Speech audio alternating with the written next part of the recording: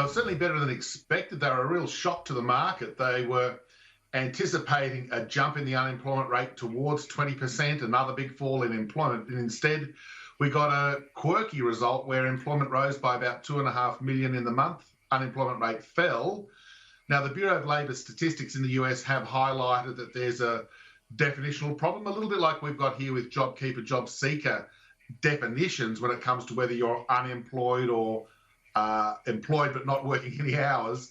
But nonetheless, the market greeted them with some enthusiasm. Perhaps the worst is over in terms of the labour market, and we had a very strong rally in the stock market. And how's the stock market been in Australia been looking? It seems like it's held pretty firm. We've done well. Well, we're closed for the public holiday today, but the futures market on Friday night and Saturday morning point to a solid increase tomorrow morning when we reopen. The US market's strong. And if we put our market in context, obviously we got hit very, very hard when the lockdown occurred in late February, early March across the global economy.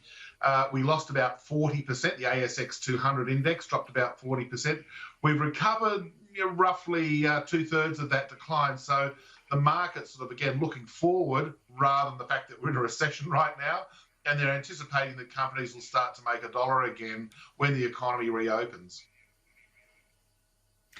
And that's such a key issue right now when the economy reopens. We've just had this announcement of the change to the childcare package because people are enrolling in childcare places again as more people are getting back to work. Do you think we are going to start seeing more targeted industry support as opposed to just the JobKeeper trying to apply right across the economy?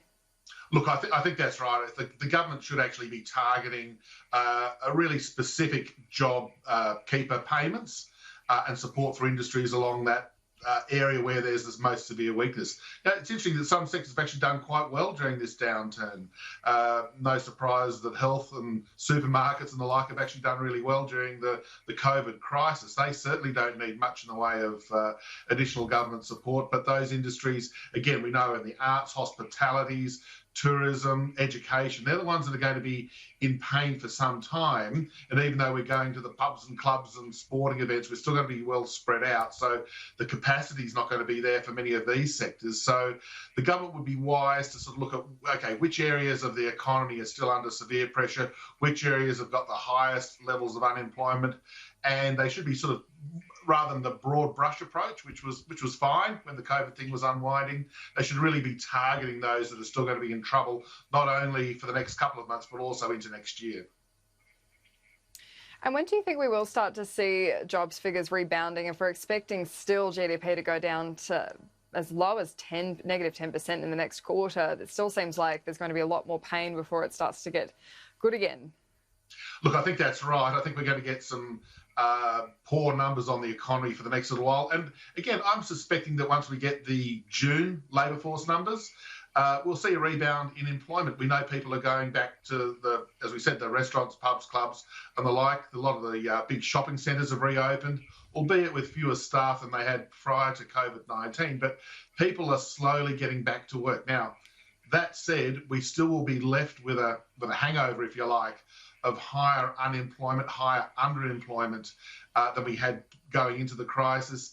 The other thing which is concerning me at the moment is the fact that so many businesses, the public service and the like have had wage freezes, in some instances wage cuts, so that household income, the amount of money that we take home every fortnight and go out and spend, will be really constrained. And that critical part of the economy, over 50% of GDP is household spending. If that's constrained by really weak wages growth, or in fact wage falls, then we're not going to get that momentum into the second half of 2020 and into 2021, even though things are reopening again.